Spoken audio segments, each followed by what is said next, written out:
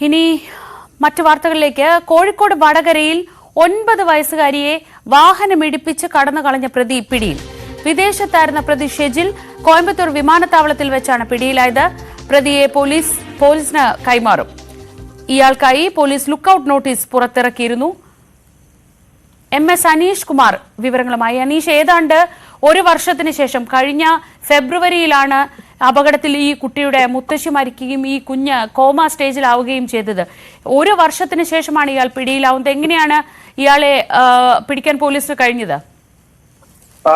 കഴിഞ്ഞ ഫെബ്രുവരി 17-നാണ് വടകരയ്ക്ക് സമീപം ചോറോട് അമൃതാനന്ദമയ മഠം ബസ് സ്റ്റോപ്പിൽ അപകടമുണ്ടായത്. രാത്രി 9 മണിയോടുകൂടി ബന്ധുവീഴ്ചയിലേക്ക് പോകാനായി ബസ് ഇറങ്ങി റോഡ് മുറിച്ച് കിടക്കുന്നതിനിടെ വെള്ള നിറത്തിലുള്ള 6 കാർ ഇരുവരെയും ഇടിച്ച് വീഴ്ത്തുകയായിരുന്നു. ഇതിനെ തുടർന്ന് കാർ നിർത്താതെ പോവുകയും ചെയ്തു. സമീപത്തെ CCTV ദൃശ്യങ്ങളടക്കം പരിശോധിച്ചെങ്കിലും ഏത് കാറാണ് ഇടിച്ചു വീഴ്ത്തിയത് എന്നതിനെ കുറിച്ചൊരു കൃത്യമായ ധാരണ പോലീസിന് ലഭിച്ചിട്ടില്ല.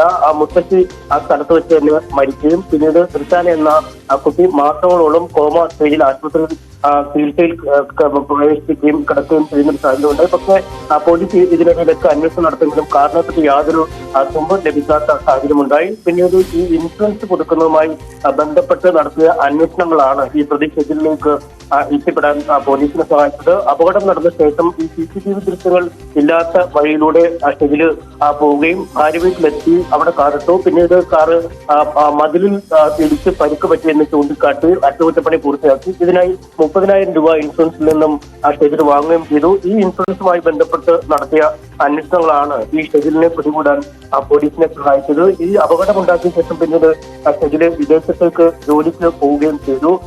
പ്രതിയെ ആദ്യം ഈ കേസുമായി ബന്ധപ്പെട്ട് തിരിച്ചറിഞ്ഞ് പോലീസ് ബന്ധപ്പെട്ടെങ്കിലും ഈ കുറ്റം സമ്മതിക്കാൻ തയ്യാറായില്ല. പിന്നീട് വാഹനമടക്കം പിടിച്ചെടുത്ത് വിശദമായ പരിശോധനകൾ ശാസ്ത്രീയമായി നടത്തിയപ്പോഴാണ് ഈ കാർ തന്നെയാണ് ഇടിച്ചതെന്ന് കണ്ടെത്തുകയും പിന്നീട് ഷെജില് ഈ കുറ്റം സമ്മതിക്കുകയും ചെയ്ത് നാട്ടിലേക്ക് മടങ്ങിയെത്തണമെന്ന് ആവശ്യപ്പെട്ടെങ്കിലും അതിന് ആദ്യഘട്ടത്തിൽ തയ്യാറാവുകയുണ്ടായിരുന്നില്ല. പിന്നീടാണ് പോലീസ് പ്രതിയെ നാട്ടിലെത്തിക്കാനുള്ള ചില ശ്രമങ്ങളിലേക്ക് കടക്കുകയും ചെയ്തു. ഇതിനിടെയാണ് ഇപ്പോൾ കോയമ്പത്തൂരിൽ പ്രതി എത്തുകയും പോലീസ് അറസ്റ്റ് രേഖപ്പെടുത്തുകയും ചെയ്തിരിക്കുന്നതിനും പ്രതിയെ ഇന്ന് വടകരയിൽ എത്തിക്കും.